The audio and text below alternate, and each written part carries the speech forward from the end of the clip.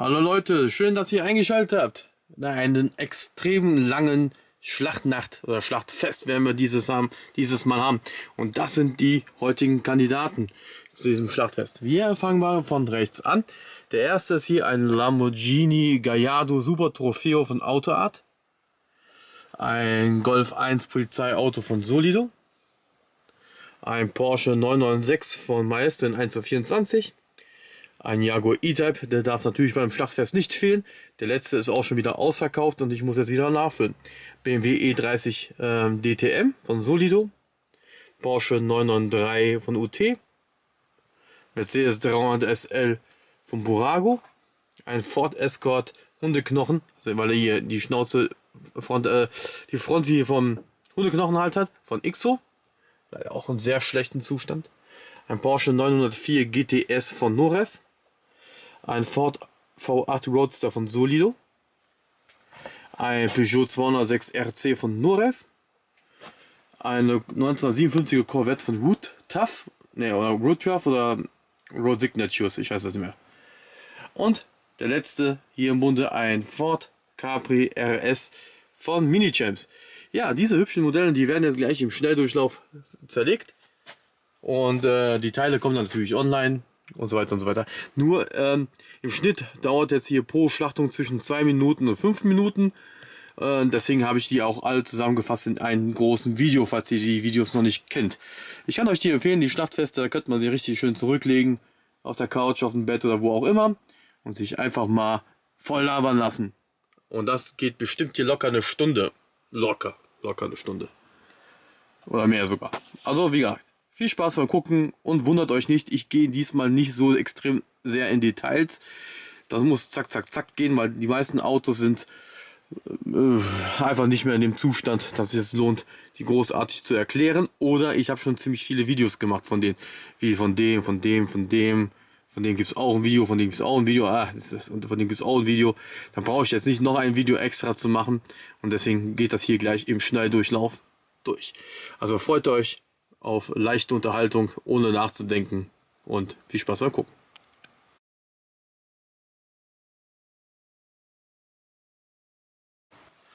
So, schön, dass ihr dabei seid.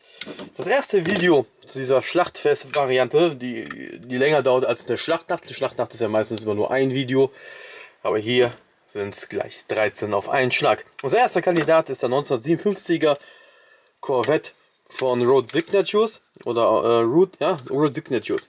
Interessant bei dem Modell ist, natürlich gehen auch hier alle Türen auf, Motorhaube, Kofferdeckel auf, wie beim Burago auch, aber er hat Ledersitze. Original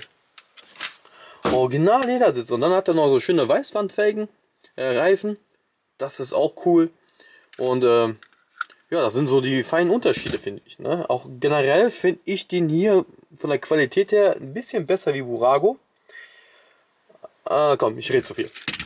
So, er ist auf jeden Fall ein bisschen besser wie Burago, finde ich. So, preislich bewegt sich das Modellauto im unteren Preissegment. Das heißt, je nach Zustand und Verpackung und hier und da bewegt sich das Modell so zwischen 10 und 25, 30 Euro. Ja, er leidet halt unter dieses Burago-Phänomen. Burago hat den Markt für die 57er Corvettes halt versaut, ne? So. Versaut ist noch gut gesagt, ey. Burago hat einfach richtig überschwemmt den Markt. So, ich muss mich beeilen. Es warten noch viele hunderte von Modellautos auf die Zerlegung. Aber heute Nacht sind es nur 13. Eins werdet ihr leider gar nicht sehen. Das ist die Nummer 14. Aus einem ganz einfachen Grund. Er ist schon zerlegt. Ich habe den zerlegt bekommen. Und da gibt es halt kein Video von. Also wird es kein Video geben. Mein Gott, was ist denn hier los? Aha.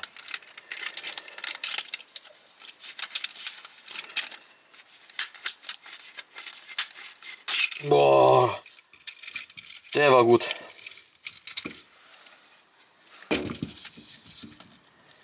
Ach komm schon jetzt. So, ja, Highlight sind die Ledersitze.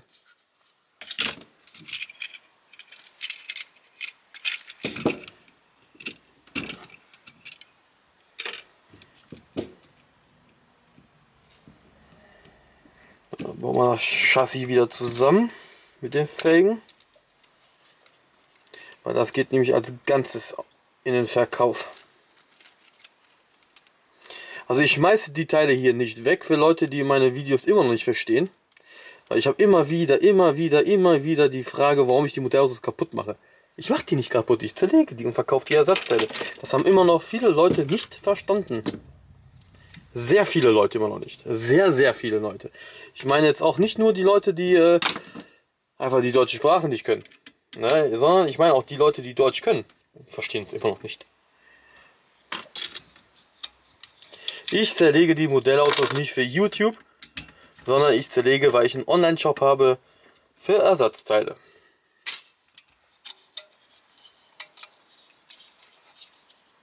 Von Modellautos, wohlgemerkt.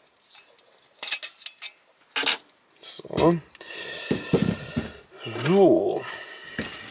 Also baulich ist er jetzt bis auf die abzuschraubenden Türen und er hat Spiegel, was der von Burago ja nicht hat, komischerweise.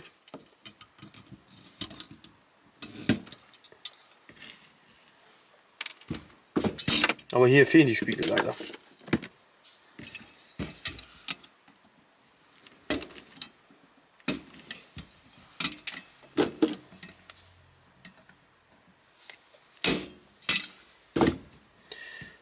Stoßstange, Blinker.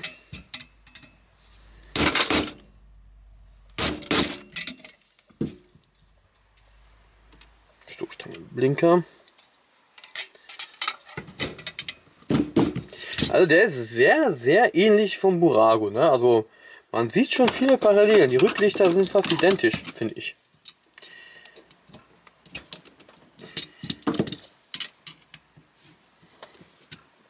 Und der ist jetzt vor kurzem erst eingetroffen. Ich glaube im letzten Video. Im letzten Video, Ankunft neuer Schrottautos, da wurde der zum ersten Mal gezackt und zack, steht er hier schon auf der Schlachtbank.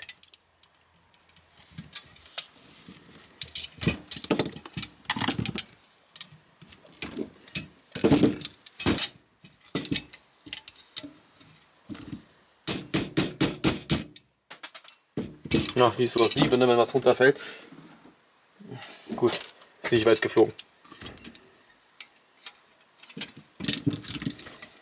Die Rohkorosse geht hier in den Schrott, bei 57er Corvette. Rohkorossen sind nahezu überhaupt gar nicht gefragt.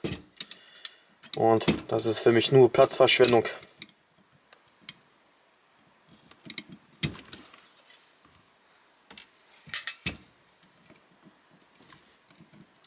Und nächste Woche kommen auch wieder viele Modellautos. Deswegen muss Platz gemacht werden. Deswegen auch das Schlachtfest jetzt. So, da sind wir auch schon so gut wie durch. Jetzt mache ich noch diese Pinne hier oben ab. So, das geht weg. Diese Dekorteile. Ich bin ja erstaunt, wie viele Ähnlichkeiten der mit Burago hat. Ne? Der hat auch diese Klippe hier, Clipsdinger. Diese typische Burago Clipsdinger. Hier, die. Hat er auch.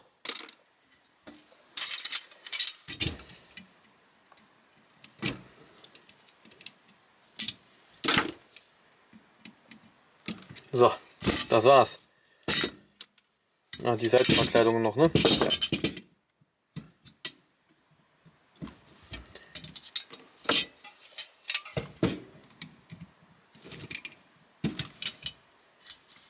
So, das war's. Das geht in den Schrott. Das geht in den Verkauf. Danke fürs Zugucken.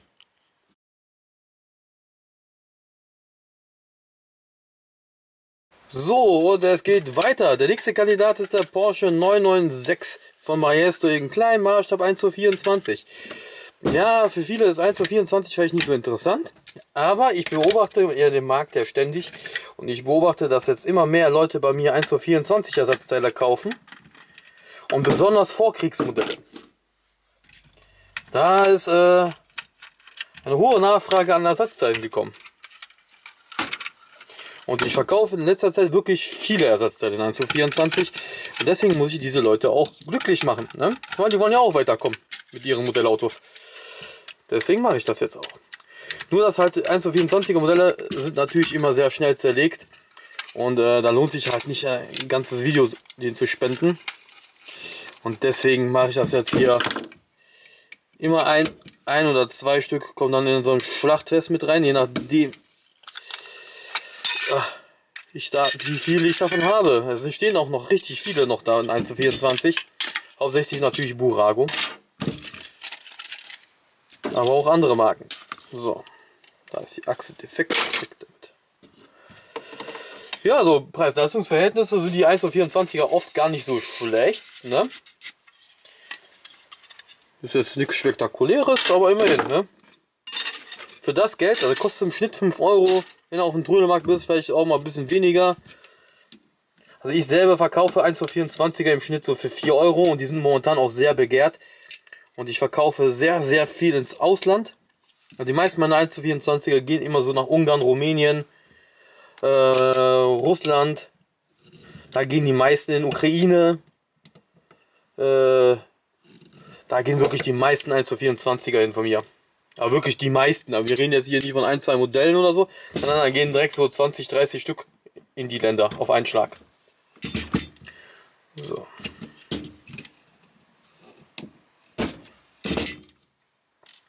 Hohe Karossen bewahre ich nicht auf, weil null Nachfrage. Ja, da muss schon was ganz Bestimmtes sein, dann vielleicht, aber was ganz Besonderes, aber das sind die meisten ja nicht. Ich versuche das, eigentlich wollte ich die Tür ausbauen, weil die Spiegel noch dran sind, aber naja. Das war es auch schon. Auch dieser Porsche geht in die Schrottpresse. Die Teile gehen online. Danke fürs Zugucken und es geht zügig weiter.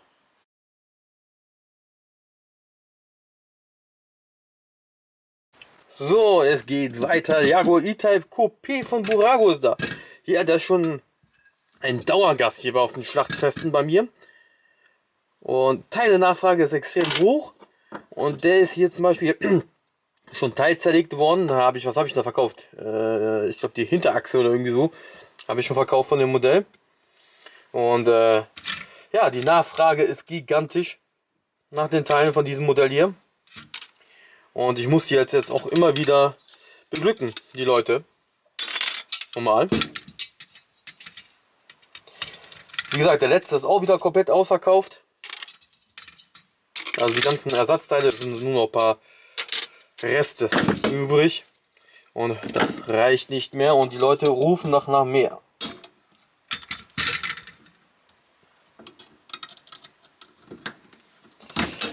So.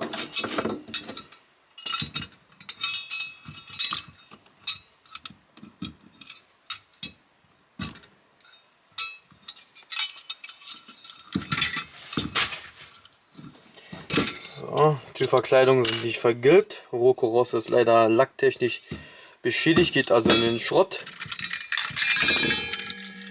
Oh Gott, ist der dreckig. Ah, so Staub, Gott sei Dank.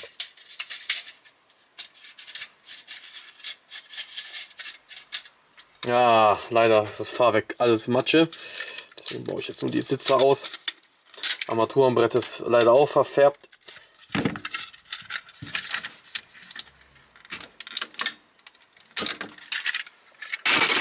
Die Reste Kiste, Schrott. Wie sieht die Motorhaube denn aus? Auch schon stark gebraucht.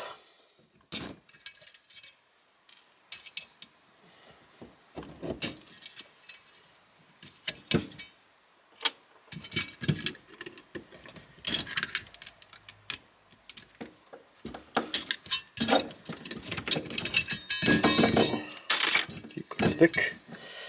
Der Rest geht auf Altmetall. Spiegel sind natürlich auch extremst begehrt von dem Jaguar E-Type, weil die werden auch gern für andere Modellautos verwendet. Das sind quasi wie eine Art Universalspiegel für 60er, 70er Jahre Modellautos. Das ist echt cool. Also ich kann euch die wärmstens empfehlen, die Spiegel von Burago hier.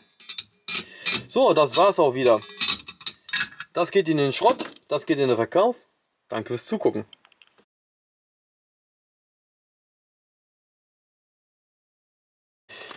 So, jetzt haben wir hier was ganz Schickes hier. Nämlich den Lamborghini Gallardo Super Trofeo von AutoArt. Er dient hier schon als Teilespender. Es fehlen schon die Felgen, die Innenausstattung. Ja, der ist schon eigentlich so komplett zerlegt. Und der Unterboden ist leider sehr verbastelt. Hier wird schon alles weggeschnitten. Hier mit Heißkleber schon bearbeitet und. Also der ist wirklich fertig mit der Welt. Schade. Jetzt kann ich hier nur den Auspuff ausbauen. Ursprünglich hat dieses Modell mal über 150 Euro gekostet. Und dann gab es mal eine Zeit lang, da wurden die mal verramscht. So für unter 100 Euro. Ich weiß jetzt nicht mal genau wie viel. Aber ich kann mich noch ganz gut erinnern, als sie verramscht wurden. Weil danach hatte ich nämlich ganz viele von denen bekommen zum Verschrotten. Weil die auf dem Versandweg reihenweise kaputt gegangen sind. Haben die sich aus der Verpackung rausgebrochen, also von diesem Podest, wo die aufgeschraubt sind und dann der ganze Unterboden zerschmettert. Am schlimmsten hat es damals den Superleggera getroffen. So. Da ging es, ich glaube, Hunderte kamen zu mir zum Verschrotten. Und alle wegen komplett zerstörten Unterboden, Felgen rausgebrochen und bla. Aber das ist wirklich ein Massaker passiert bei den Superleggeras. Aber auch Super Trofeos und andere Gallardos zum Teil getroffen. Nicht so gewaltig so wie bei denen, aber schon ein paar. Inzwischen hat sich der Preis vom Super Trofeo sich ein bisschen erholt. Da pendelt jetzt, glaube ich, so um die 100, 150 Euro, 100, ne, je nachdem wie ihr Glück habt. Ne. Ihr könnt Glück haben, ihr kriegt das Ding für unter 100 Euro, ne, das passiert ja auch. Habe ja den ja auch für unter 100 bekommen. Aber der war ja halt als Teileträger schon unterwegs. Und normal, dass da keine 100 Euro mehr kostet.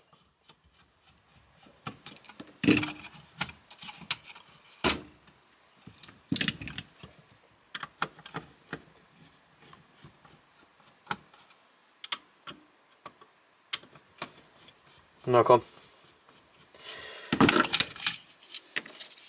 Geiler Motor, ne? Hier richtig schön mit Lamborghini-Schriftzug, Kabel und so. AutoArt macht schon geile Motoren. So, jetzt kommt die Windschutzscheibe raus.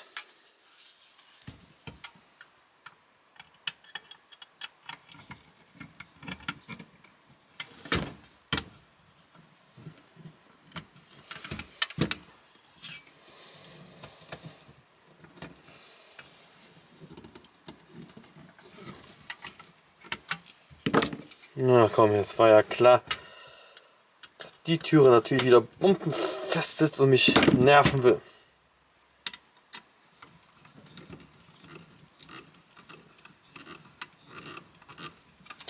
Diese Roccorosse darf natürlich weiterleben, aber auch nicht lange. Weil die Gallardo Roccorossen sind jetzt nicht so groß gefragt. Hin und wieder werden die gekauft, dann gehen die meistens immer ins Export. Komischerweise gehen viele Gallardos und Lamborghinis, generell Lamborghinis, gehen extrem viel nach Spanien. Da gibt es echt eine große Fangemeinde anscheinend dort.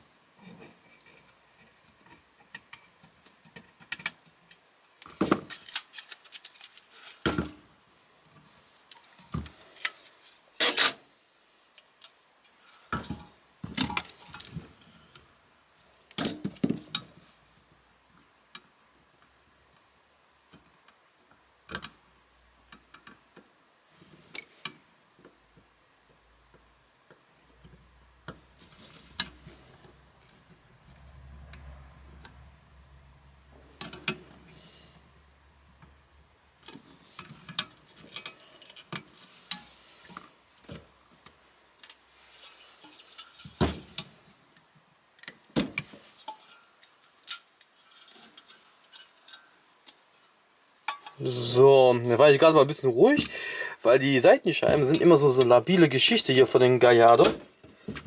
Und deswegen musste ich mich gerade mal ein bisschen mal selber konzentrieren und die nicht kaputt zu machen. Weil die Nachfrage nach den Seitenscheiben ist nämlich aktuell hoch. Generell Seitenscheiben von Lamborghini sind sehr hoch gefragt momentan. Und deswegen war jetzt gerade bei mir eine Schweigeminute mal angesetzt. Da muss ich mich selber mal ein bisschen konzentrieren.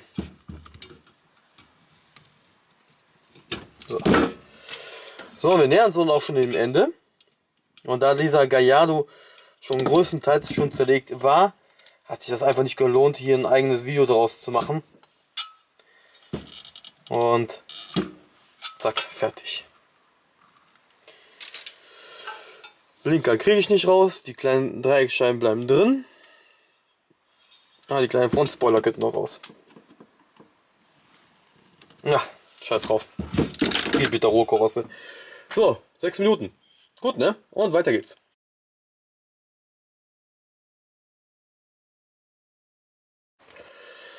So, hier haben wir den Porsche 993 Turbo von UT. Okay, das ist ein Carrera RS Turbo. So.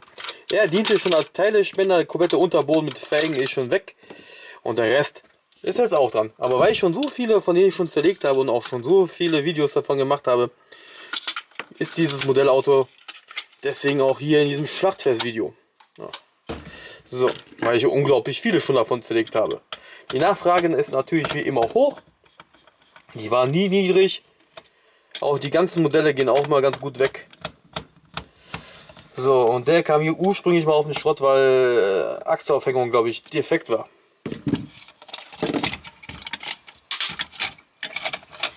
Na komm schon. Schön, ne? Also die haben eigentlich viel Mühe gegeben, sich mit den Ausstattungen, nur leider keine Gurt reingemacht. Aber hier steht zum Beispiel Carrera RS noch drauf. Das ist alles ziemlich cool.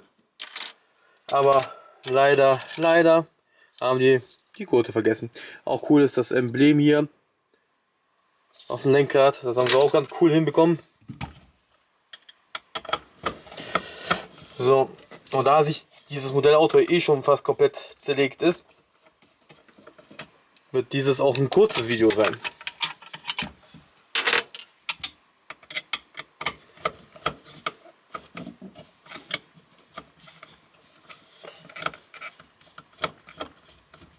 So. Zack, zack. Preislich ist dieses Modellauto sehr hoch angesiedelt. Das heißt, ohne Verpackung und je nachdem wie der Zustand ist, so zwischen 40 und 80 Euro. Mit Originalverpackung auch locker mal deutlich drüber. Wie hoch da drüber ist immer unterschiedlich. Mal habt ihr Glück und kriegt ihr das Ding für um die 80 Euro original verpackt. Dann, wenn ihr Arschkarte habt, kann auch sein, dass ihr auch über 100 Euro dafür bezahlt. Das ist echt sehr spekulativ bei dem Modell. Besonders hier der weiße, der ist ja schon ein bisschen seltener. Da ist die Nachfrage natürlich noch größer und da ist die Wahrscheinlichkeit auch sehr gering, dass ihr dieses Modell für unter 100 Euro bekommt.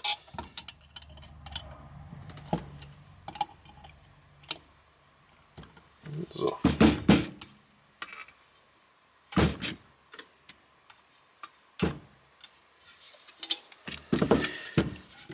Guck, wir sind auch schon fast fertig. Jetzt noch die Rücklichter.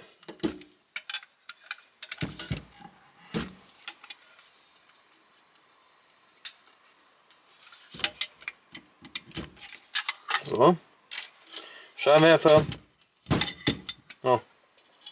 Abdeckung kaputt gegangen.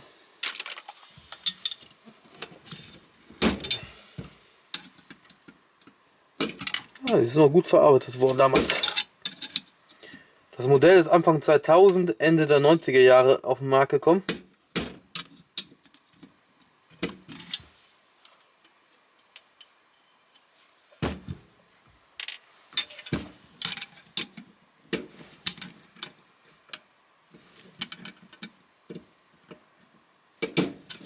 So. Also zerlegen tun sich UTs immer sehr gut. Und das ist auch der Fluch von denen auch. Ne? Also besonders die BMW-Modelle von UT leiden ja sehr viel unter Tuning-Wahn. Ich meine, einige Tunings sind ja natürlich gut geworden, ne? Aber auch einige sind auch katastrophal schlecht geworden und deswegen auch sind sie dann auch bei mir gelandet am Ende. Ich habe unzählige BMWs und Porsche Modelle schon zerlegt von UT, die verbastelt worden sind. Unzählige. Wir reden hier nicht von 5, 6 Stück oder so, sondern von Hunderten.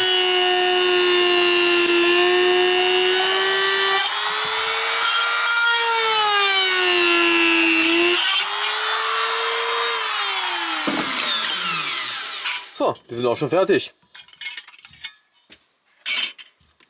Erfolgreich zerlegt worden, ohne Verluste. Und das gerade mal in 4 Minuten. Nicht schlecht, oder? So, es geht weiter. Es kommen noch 1, 2, 3, 4, 5, 6, 7, 8 Autos noch. Also ihr habt noch was zum Gucken.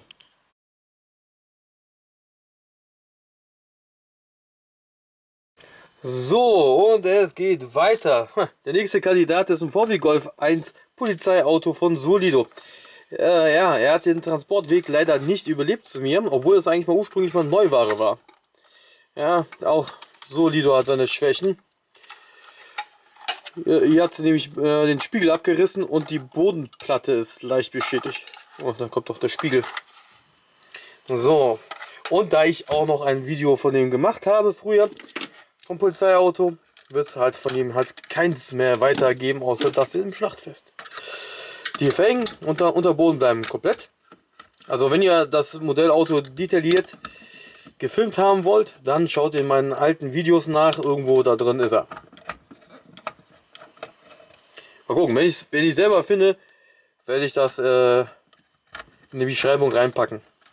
Den Link. Nicht das Modell. Jo. Ja, die Neuauflage von Solido.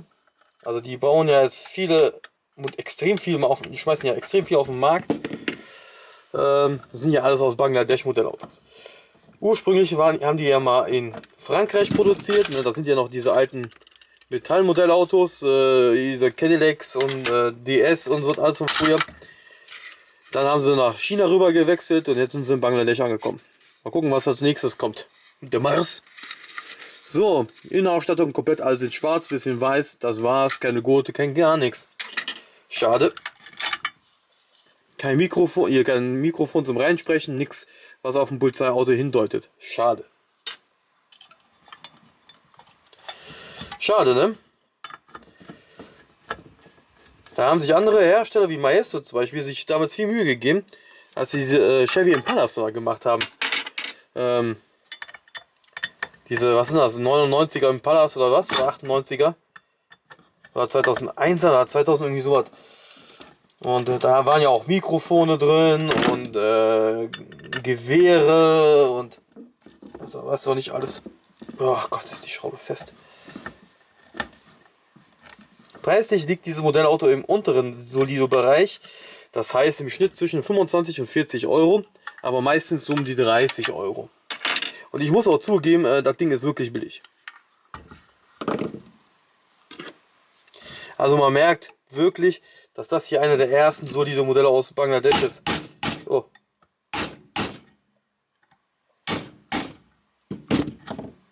Ein Scheinwischer flog sofort raus und der anderen nicht. Ach jetzt.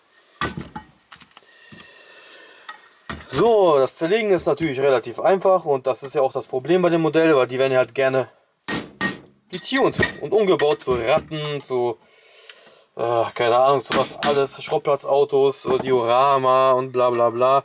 Finde ich auch meistens, sind sie auch ganz gut gelungen. Aber einige halt leider nicht. Aber so ist das halt wie im wahren Leben. Einige Autos werden geil getuned und die kosten dann auch mehr. Und einige werden so getuned, dann kostet das was. Die zu verkaufen, wie auch immer.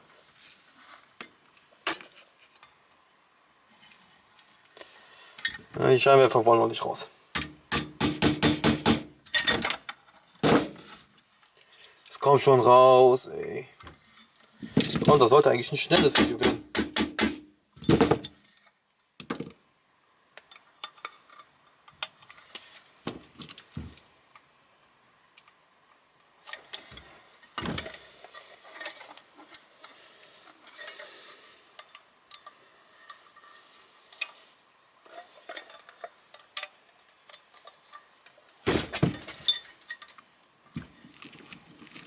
Ah. Bisschen fummelig hier gerade.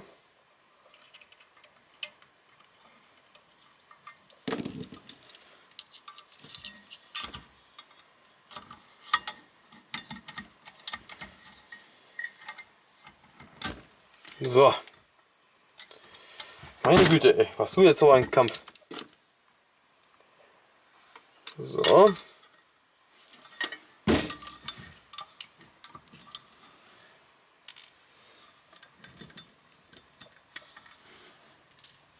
Ah, geht doch. Allmählich wird der Widerstand schwächer.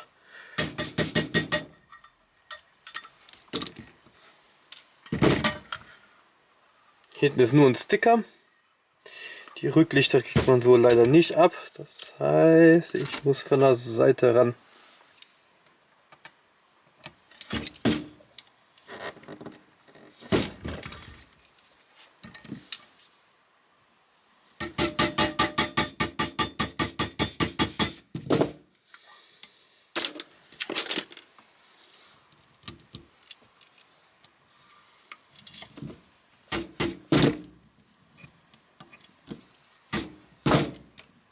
Ja, dann gehen die Rücklichter mal endlich mal ab.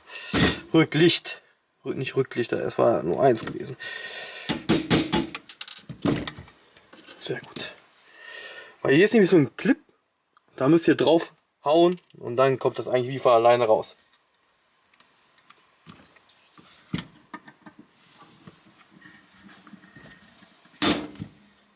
Echt jetzt? Durchgebrochen. Das ist ein Scheiß, ey.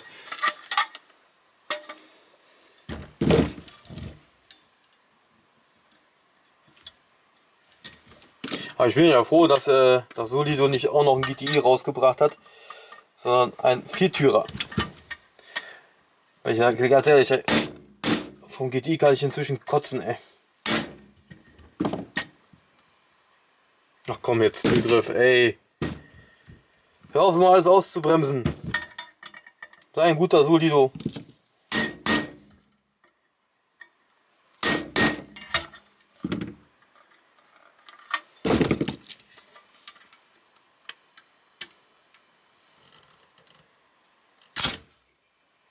Boah, das war aber knapp.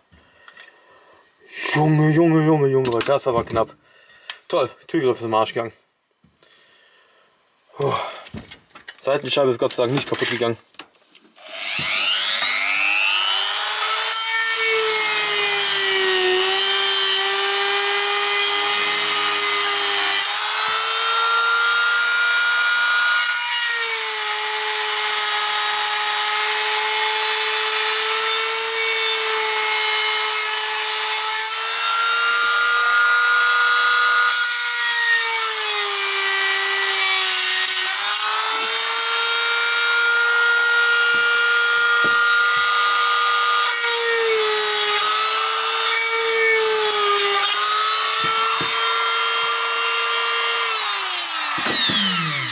So, das war's.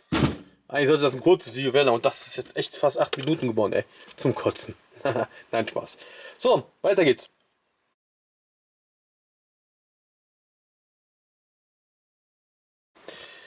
So, und es geht weiter. Der nächste Kandidat ist ein Evergreen.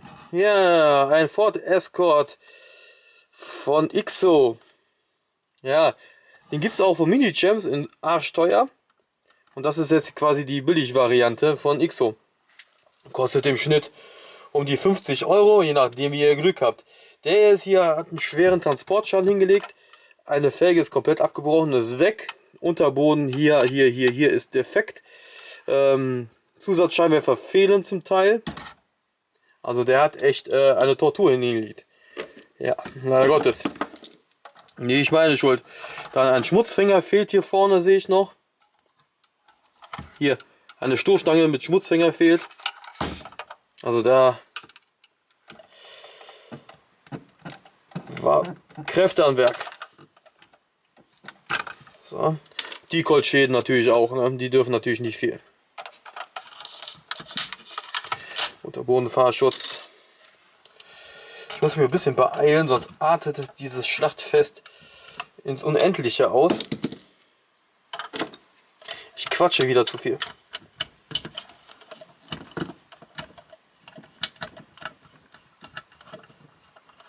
Preislich wird sich da nicht viel tun, weil XO knallt ja momentan alles raus, was wie ein Rallye-Auto aussieht.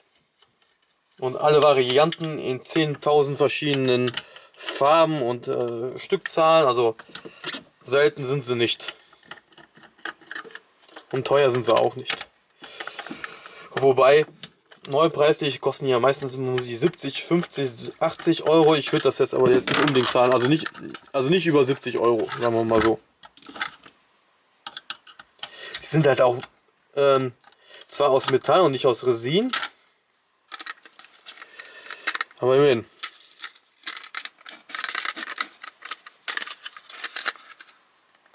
Es geht leider aber trotzdem nichts auf.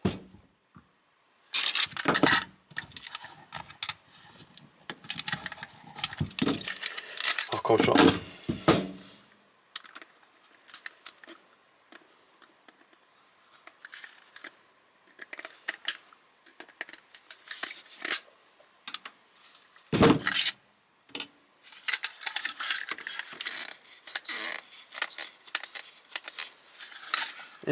Komm jetzt.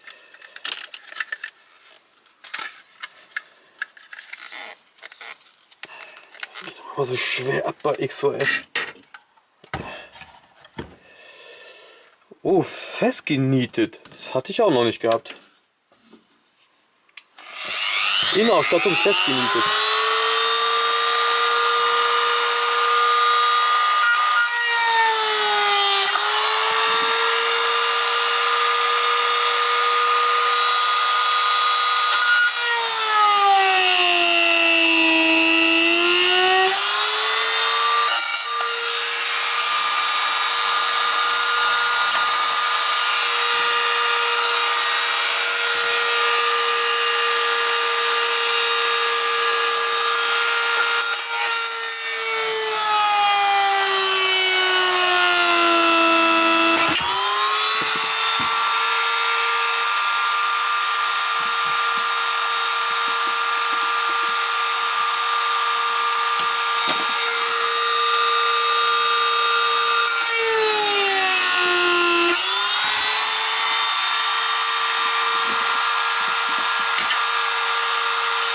Ja.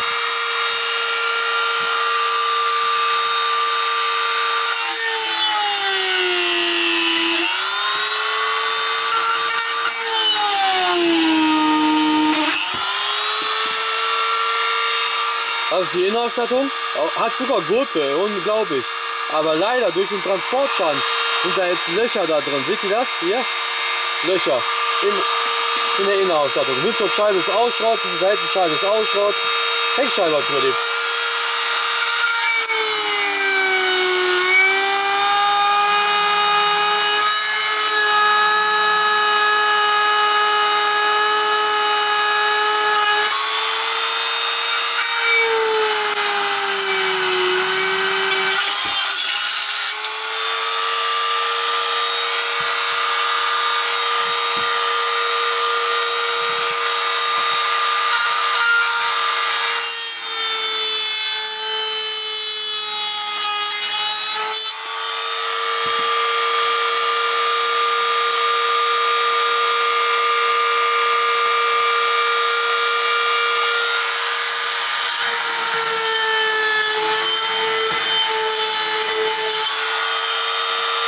Was soll das jetzt Scheibe?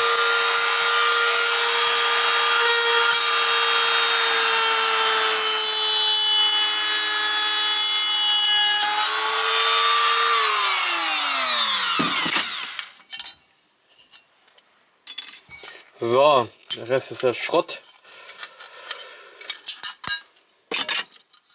So. Eigentlich sollte das auch ein kurzes Video werden, ey. Warum eskaliert das in letzter Zeit so sehr? 6 Minuten schon.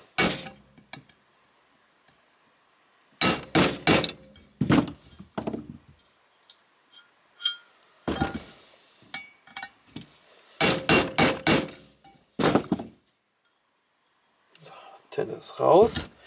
Rücklichter, Scheinwerfer, Türgriffe und fertig.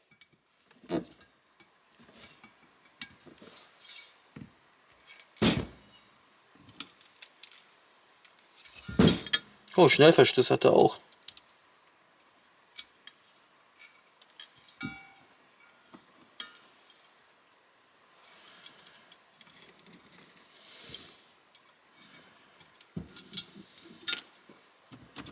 Ich frage mich, warum meistens immer englische Version, ne? Die gab es doch auch mal von deutschen Rennfahrern. Sagen wir mal so, von finnischen und aber irgendwie gibt es immer nur die englischen Varianten. Als Rechtslenker, ne? Ne, der ist Linkslenker. Aber der hat jetzt, englische Nummernschilder gehabt.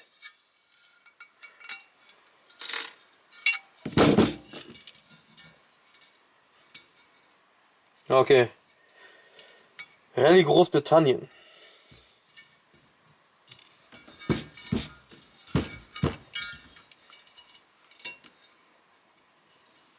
Ja, voll die Decoys-Schäden. Alles vom scheiß Transport passiert.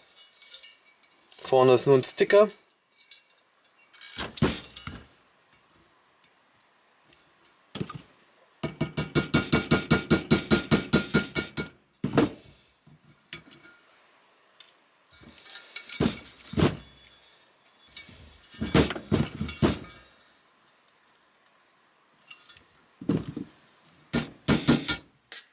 Ui, Schwein gehabt. Gott sei Dank dahin geflogen, wo ich es gesehen habe. Opa. So, fertig ist der erste. Der geht als B-Ware in den Online-Shop. Oh, guck mal, das ist ja sogar ein finnischer Rennfahrer. Hanno Mikkola. Oh, okay. Wusste ich gar nicht. Ja, egal. Er ist zerlegt. 8 Minuten hat es gedauert. Und weiter geht's.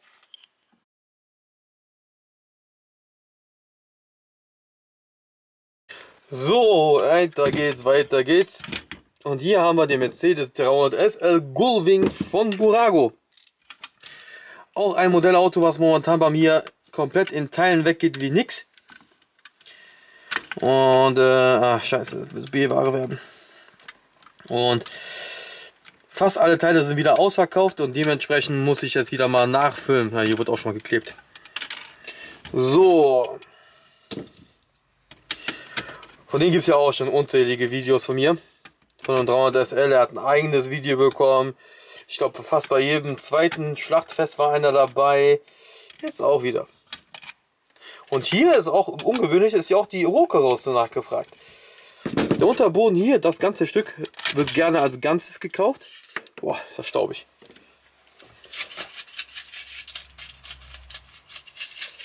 So, das wird gerne als Ganzes gekauft, weil einige haben nur eine Achse gebrochen oder was auch immer. Und müssen dann einfach nur die 4 Schrauben austauschen und gut ist. So.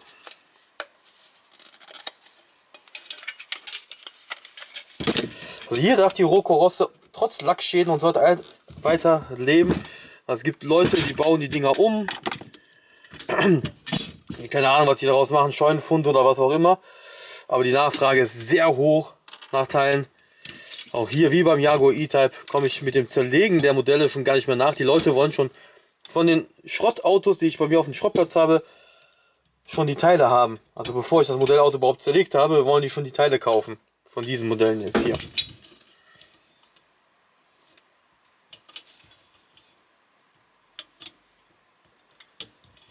Also die warten noch nicht mal, bis es in ein Video oder so zerlegt wird. Die wollen es vorher schon haben.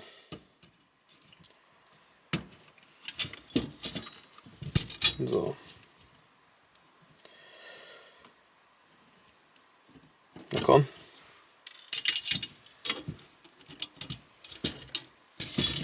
Das Zerlegen ist natürlich relativ einfach und das ist wahrscheinlich auch der Grund, warum viele Leute an denen hier gerne rumbasteln.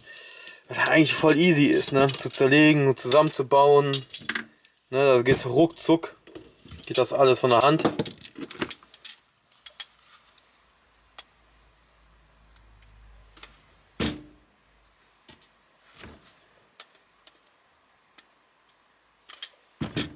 So.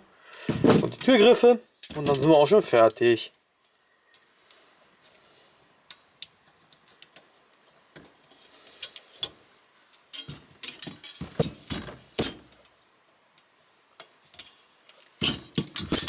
So, das war's. Viele Leute lauern schon auf die Ersatzteile von diesem Modell hier, was ich gerade zerlegt habe. Und so, 3 Minuten. Bam.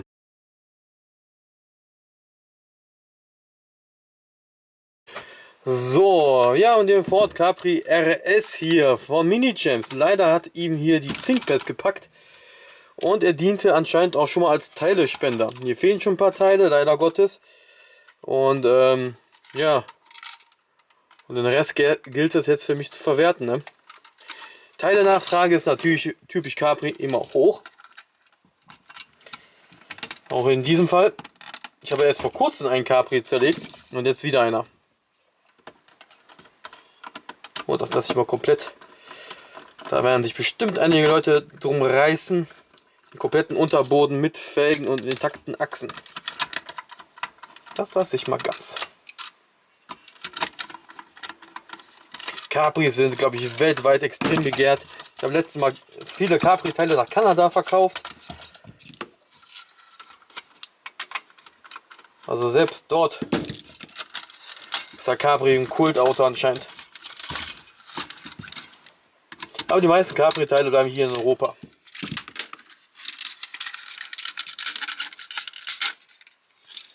Oh, schade, ist doch kaputt. Aber coole Felgen, ne? Hier oben ist kaputt. Ah, egal. Arbeit sparen.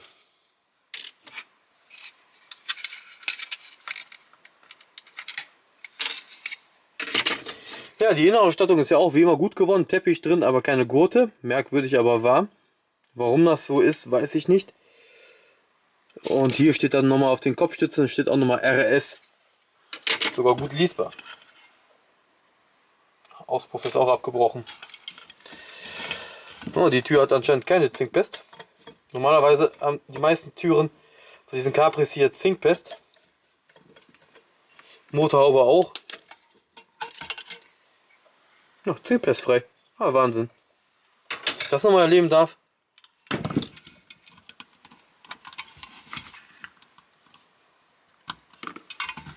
Stoßstange hinten. So. Wir sind auch schon fast fertig. Der Capri ist echt schon stark zerlegt worden. Ich habe den, glaube ich, so bekommen. Glaube ich. Ich weiß es nicht, weil ich habe in letzter Zeit so viele Modellautos bekommen. Da weiß man schon selber nicht mehr, was man da bekommen hat. Und ja.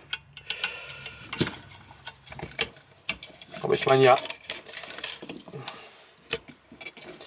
Rocco Rosso hat auch starke Lackschäden. Die muss ich dann auch als B-Ware anbieten.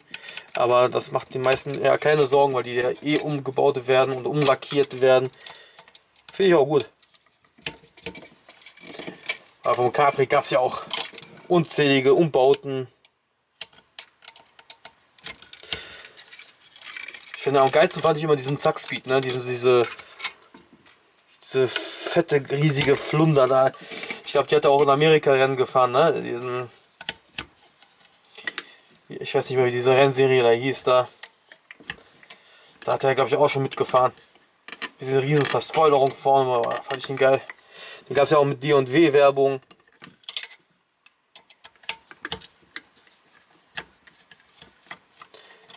Aber mir hat er am liebsten mit dem Zackspeed gefallen, weil diese Lackierung, dieses schwarz-rote, schon ziemlich cool war. Wobei D&W mit Blau, Blau-Weiß ja auch schon cool war. Also ich mag auch den Capri, also so ist es nicht. Aber irgendwie will das Armaturenbrett hier nicht mitmachen. Muss ich das denn überhaupt abschrauben oder ist das das Scharnier von der Motorhaube? Ja, ich glaube, ich muss da dran.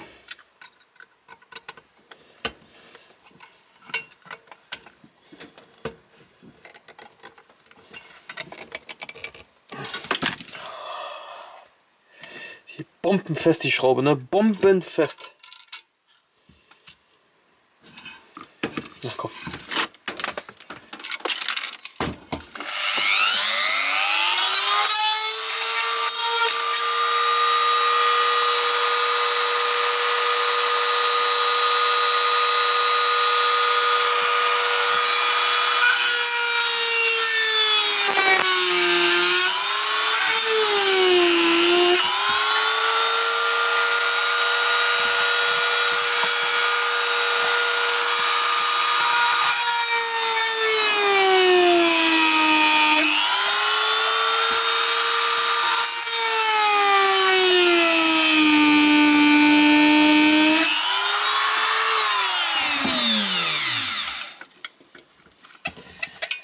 Kein Bock mehr ist, mich da mit dem Armaturenbrett da rum zu plagen. Das muss schnell gehen und nicht stundenlang.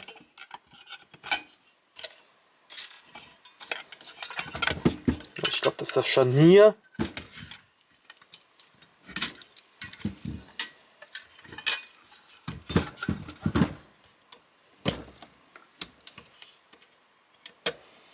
Na komm, ich muss dich eh rausbrechen jetzt.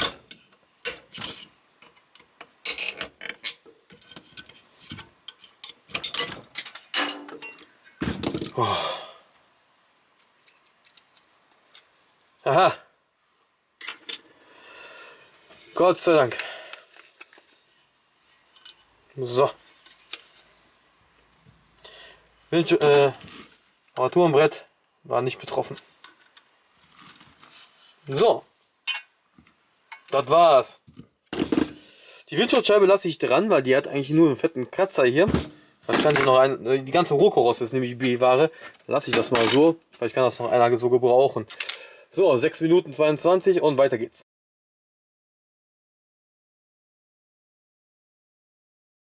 Hallo Freunde, schön, dass ihr eingeschaltet habt und immer noch dabei seid und nicht eingeschlafen, hoffe ich.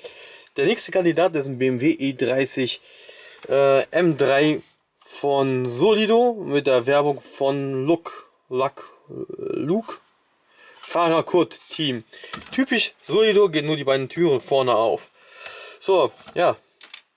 Da ich ja von dem schon ein paar Videos gemacht habe, kriegt dieses Modell halt kein eigenes Video mehr, weil irgendwo reicht es ja auch mal. Ne? Also ich habe ja, ich glaube 4 Videos insgesamt gemacht, auch unter anderem ein Modell Dealer Friends Video ist auch dabei. So, deswegen, wer ein ausführliches Video haben will, muss in den alten Videos nachgucken, da findet ihr was. So, der E30 ist natürlich super begehrt, als Modellauto, als Teile und alles andere. Ist egal ob Solido, Mini-Champs, Autoart, Norev, spielt keine Rolle, alle beliebt.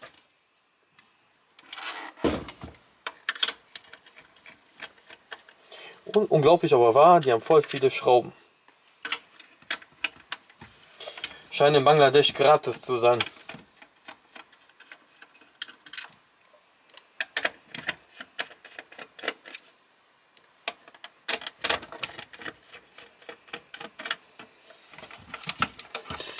Jo. Das verkaufe ich als Ganzes. Die Felgen sind schon geil, ne? Oh, ich liebe diese Felgen. Oh, sehr schön. Schön, das Armaturenbrett, auch cool. Auch die ganzen Tachoanzeige da in Rot unterlegt. Schöner Schalensitz mit schönen Gurten. Sehr gut. Oh, guck mal. Hier haben die zu fest genietet. In Bangladesch ist es schon gebrochen.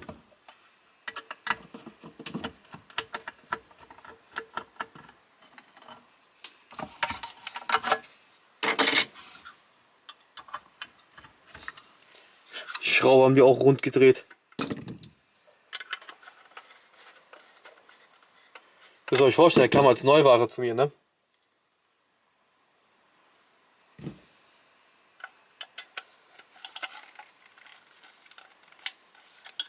Oh, die Schraube ist durch.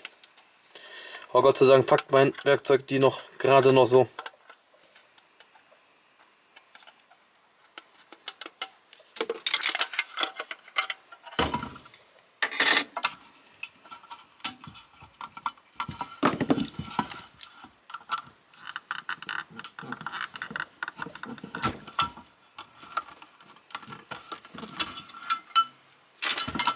So.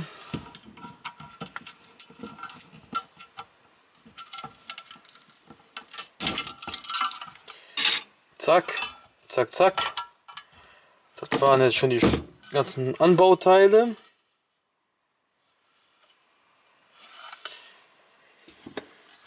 Mal gucken, wie ich die Scheinwerfer jetzt hier nochmal rausbekommen habe. Das völlig vergessen, obwohl ich ein paar Stück von denen zerlegt habe.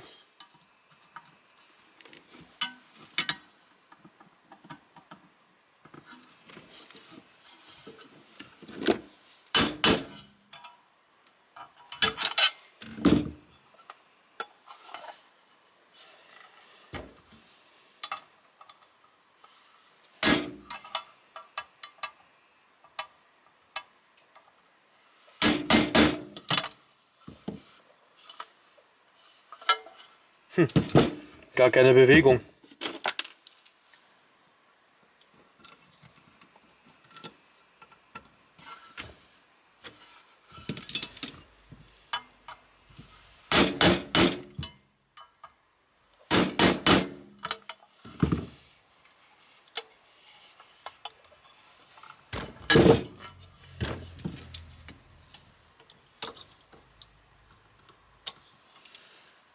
Aha, jetzt kommt da ein bisschen Bewegung.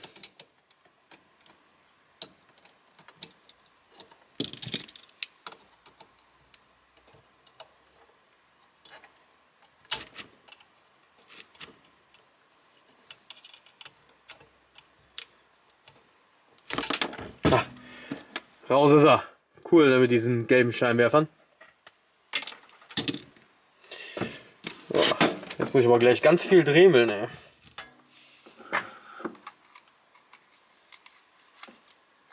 Typisch Solido sind alle Scheiben festgenietet.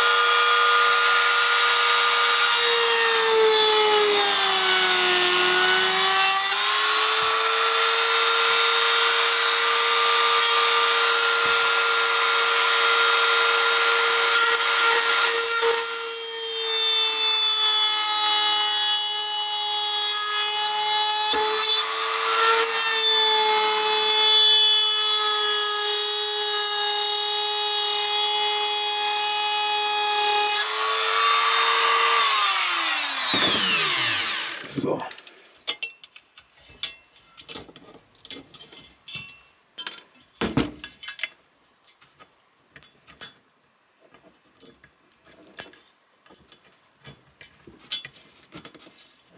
Na komm schon, ey. Ich weiß, dass du festgeklebt ist auch noch. Komm. Na geht doch. So, jetzt noch die Rücklichter. Und er ist fertig.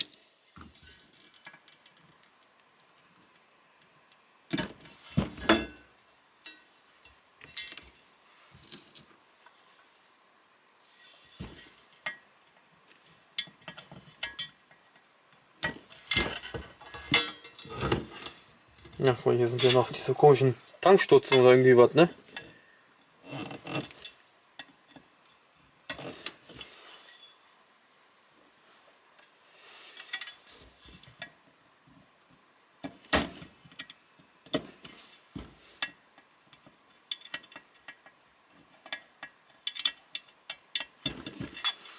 So, das war's.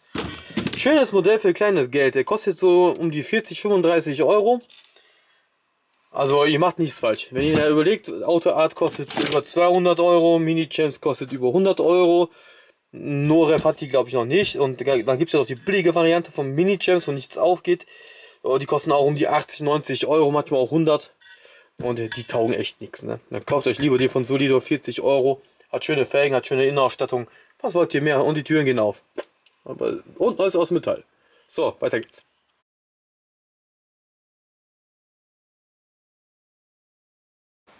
So, der nächste. Dieser süße kleine Porsche hier. Das ist ein Porsche 904 GTS von Noref.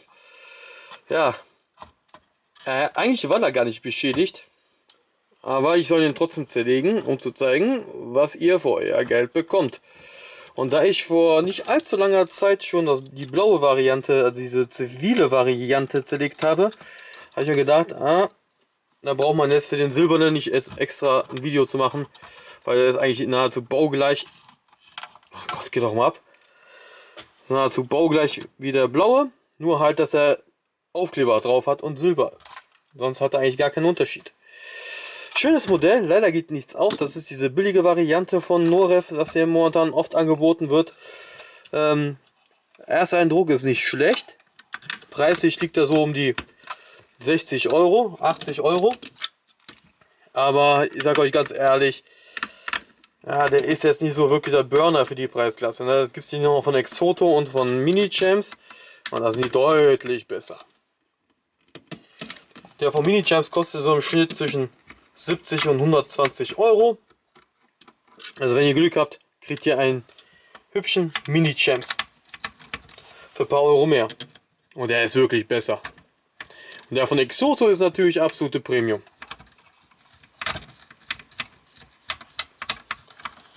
Na komm schon.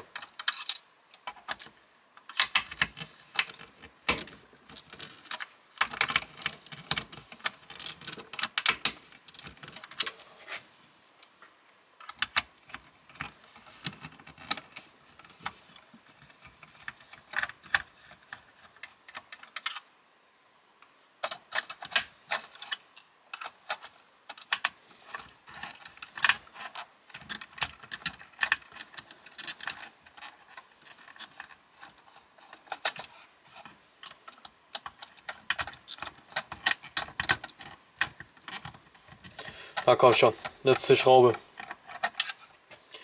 Da die Felgen jetzt von dem hier nichts Besonderes sind, ne? Das sind ja eigentlich quasi nur Stahlfelgen, werde ich den Unterboden komplett so lassen.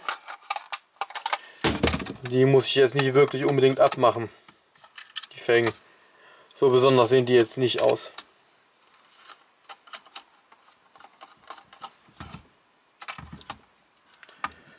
Wo sitzt der denn noch fest?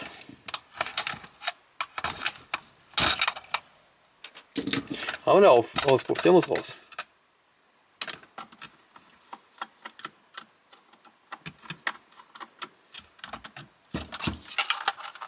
So. Dann wollen wir mit der Schaltung mal anfangen.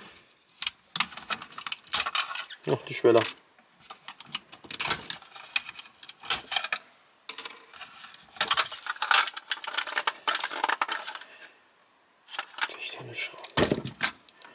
Ist das echt noch die Schraube hier? Tatsächlich, das ist die Schraube.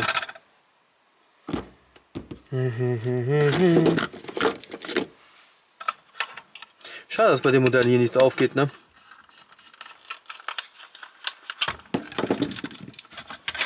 Die Schraube will hier nicht loslassen. Jetzt aber. So, seht ihr? Nichts Besonderes jetzt, ne? So.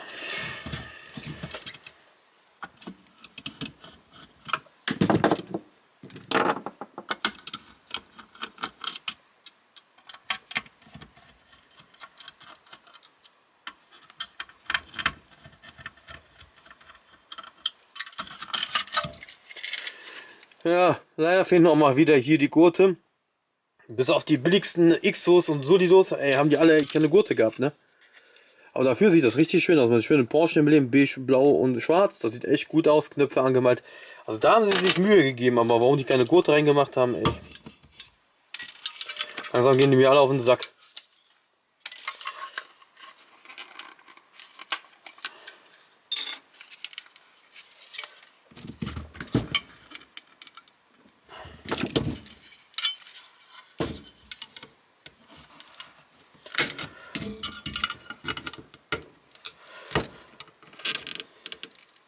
Na komm schon. Na komm schon.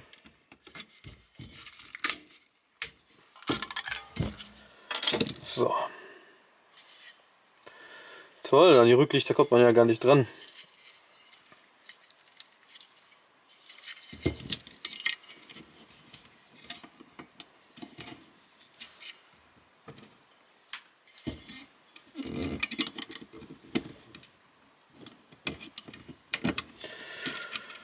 Ah, komm, Lippe. Das gehst nicht ab.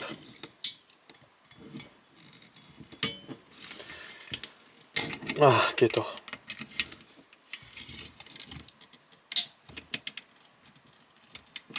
Gut befestigt. Die Lippe. Puh.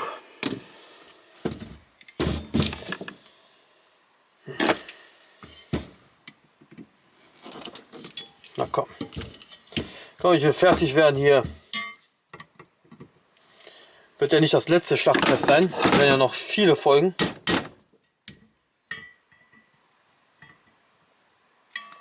Das nächste Schlachtfest ist auch schon fast fertig zusammengestellt.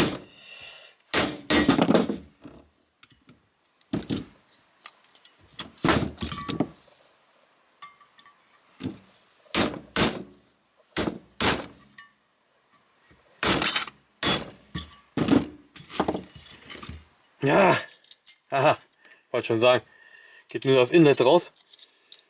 Ja, geht alles raus. Sehr gut. Sehr gut. Die gehen nicht ab. Tankdeckel.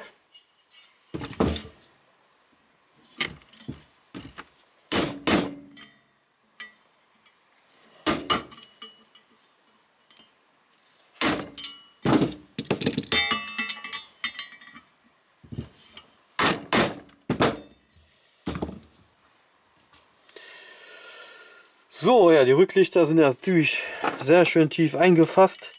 Ich hoffe, ich kriege die jetzt doch noch raus. Ja, perfekt. Das war's. Erfolgreich zerlegt. Wie lange hat es gedauert? 7 Minuten. Ja, geht doch noch. So, wie viel haben wir noch? 2 haben wir noch. Dann habt ihr es geschafft. Danke fürs Zugucken.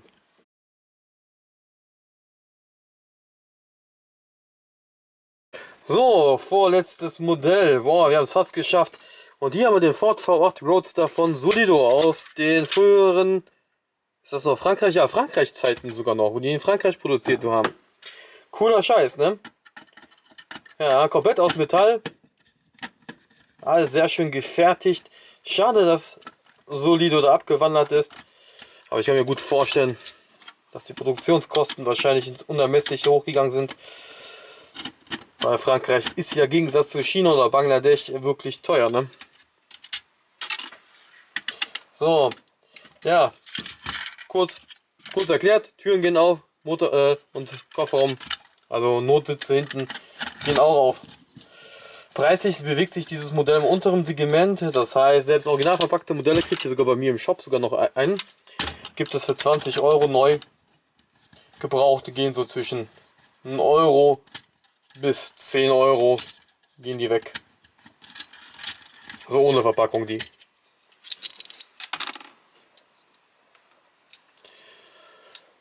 Oft ein Grund, warum die auf dem Schrott landen, sind natürlich gebrochene Achsen.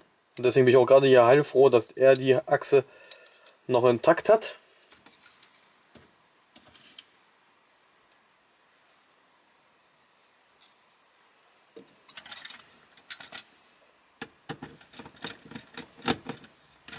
So.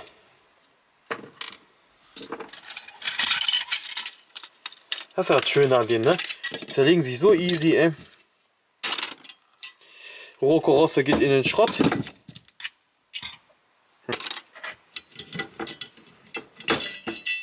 Die ist nicht wirklich gefragt. Komischerweise das Model T Version, also den Pickup davon, ne? Da gehen die Rohkarossen weg. Aber der Roadster wird knallhart von den Leuten ignoriert.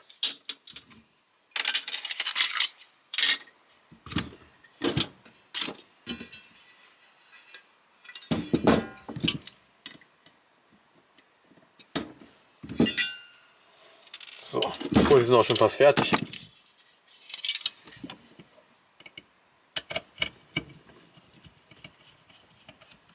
Na komm. Der Schrott wartet schon auf dich.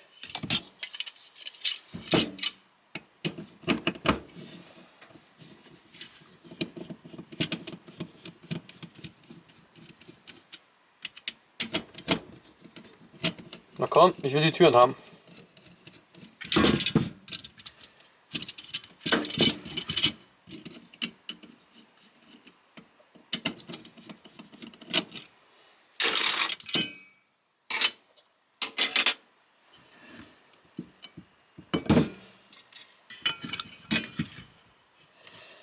So, wir sind auch schon fast fertig mit dem hier. Das ist das Schöne, ne? Die zerlegen sich so easy.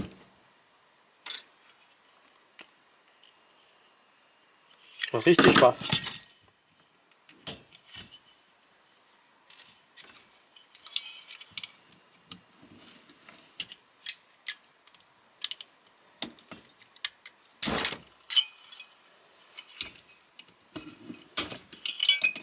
So, das war's. Das geht alles in den Schrott. Die Windschutzscheibe kommt von Schwarzwieber rein und das war's. Das Finale. So, guck mal, 3 Minuten nur, fast 4 Minuten. Das Finale ist ein Peugeot. Nicht schlecht.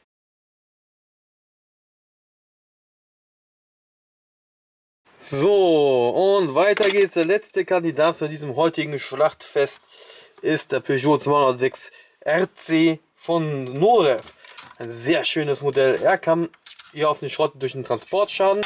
Spiegel ist abgebrochen, Heckscheinwischer ist abgebrochen und die Verpackung war NIO. Also nicht in Ordnung. So, mein Gott. Diese scheiß Transportbändchen, ne, die gehen mir auf den Pipi-Mann. So.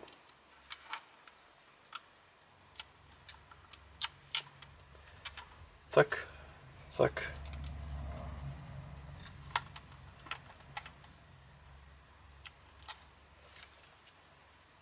Na komm schon.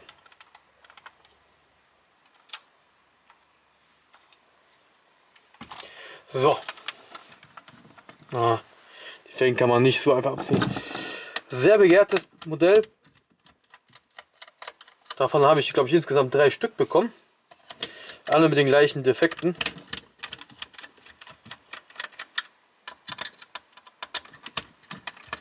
Und das ist jetzt noch einer von den guten Norevs, wo alles aufgeht. Ne? Also Türen, Motorhaube und Kofferraumdeckel.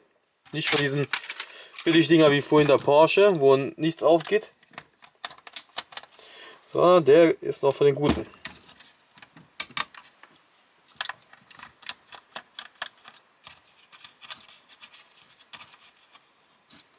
Viele Teile von denen gehen ins Ausland. Also die meisten Teile gehen ins Ausland. Ich habe ein Peugeot-Fan, glaube ich, ist das, aus La Réunion. Das ist da hinten bei Madagaskar.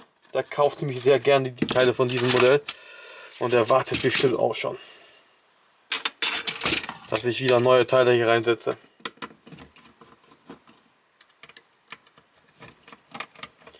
Also Madagaskar, ne? Da unten bei Afrika, mitten im Meer. La Réunion heißt die Insel. Ja, selbst dahin verschicke ich Modellauto-Ersatzteile, Modellautos. Ich habe 2 Kunden, die dort sind. Wusste ich aber war.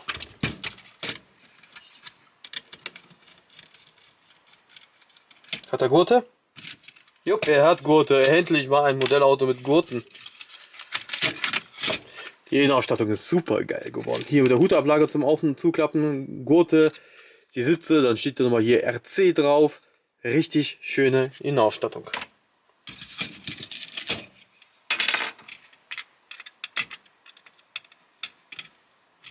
Ja, ich glaube, ich lasse das mal komplett. Ja, der Motor ist typisch Norev, nur eine blöde Platte. Aber sonst eigentlich im Großen und Ganzen alles gut. Das ist jetzt Meckern auf hohem Niveau, finde ich, bei diesem Modell. Weil er ist schon ziemlich gut. Also Preis-Leistungs-Verhältnis ist von dem Modell 1A.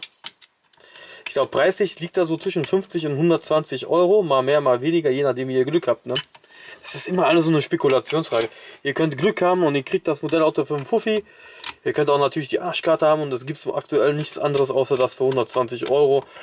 Ne, das ist halt alles immer diese scheiß Spekulation. Ne?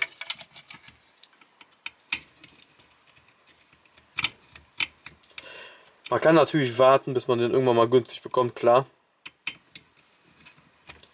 Aber wenn man es eilig hat, dann muss man manchmal den sauren Apfel beißen.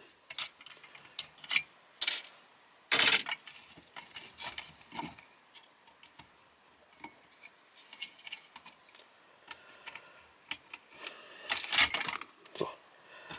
Armaturbrettski. Schön mit den Warnblinklichter hier oben. Peugeot-Emblem. Jetzt hätte ich eigentlich noch hier gehofft, dass noch ein RS drauf steht. Oder RC besser gesagt. Dann wäre es ja wirklich mal perfekt gewesen. Aber ich glaube, der hat das, glaube ich, bei dem echten auch gar nicht draufstehen. Sogar einen Himmel hat er. Mein Gott, das wäre jetzt aufgefallen. Viele Norev-Modelle hier, zum Beispiel der Golf, ne? Die haben ja gar keinen Himmel mehr. Schon mal aufgefallen? Das ist nur lackiert. Ich sehe gerade, dass der Spiegel hier auch noch fehlt.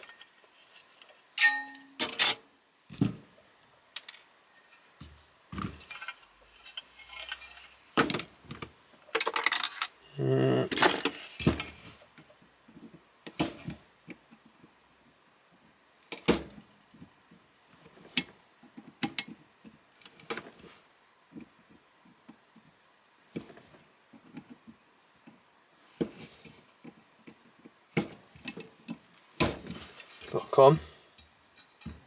Tankdeckel. Die Rücklichter ist ein bisschen fummelig.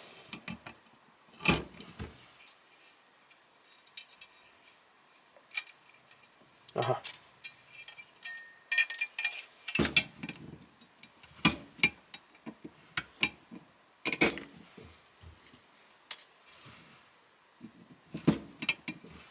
So.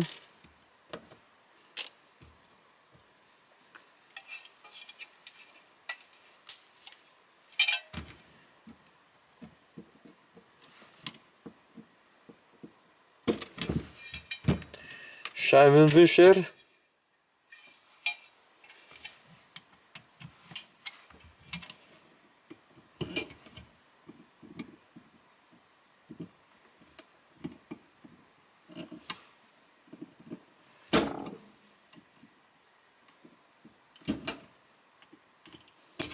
Ah.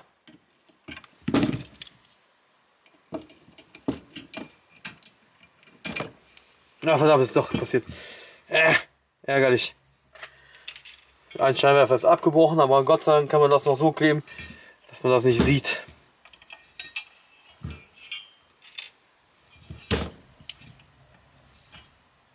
Noch verdammt, waren da Schrauben. Ich hab's nicht gesehen. Scheiße. Aber warum sind da eigentlich Schrauben? Für die Stoßstange vorne? Ne, auch nicht. Die Stoßstange hatte Schrauben, aber diese waren vorne. Naja. Ich habe ja noch 2 Stück. Beim nächsten Mal gucke ich mal nach, für was die Schrauben waren hier vorne. So, das war's. Das Schlachtfest ist vorbei. Der Peugeot 206 RC ist bis auf ein kleines Malheur auch ganz gut von der Hand gegangen beim Zerlegen. Sehr schönes Modell, gut verarbeitet, Preis-Leistungs-Verhältnis absolut in Ordnung. So, ich hoffe, es hat euch gefallen, dieses Schlachtfest. In den nächsten Tagen wird noch viel passieren, also freut euch auf viele coole Videos. Und es ist unglaublich viel zum Zerlegen hier. Also bleibt mir treu, lasst ein Abo da und ihr werdet es nicht bereuen. Bleibt echt hier sehr interessant und danke fürs Zugucken. Bis demnächst. Ciao meine Freunde.